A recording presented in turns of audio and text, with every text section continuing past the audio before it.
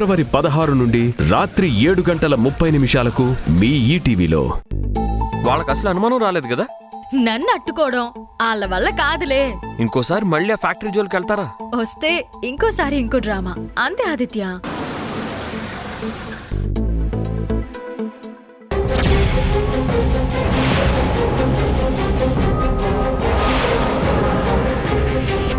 వదిన వదిన వదిన చచ్చు, ఒకసారి అటు చూడు.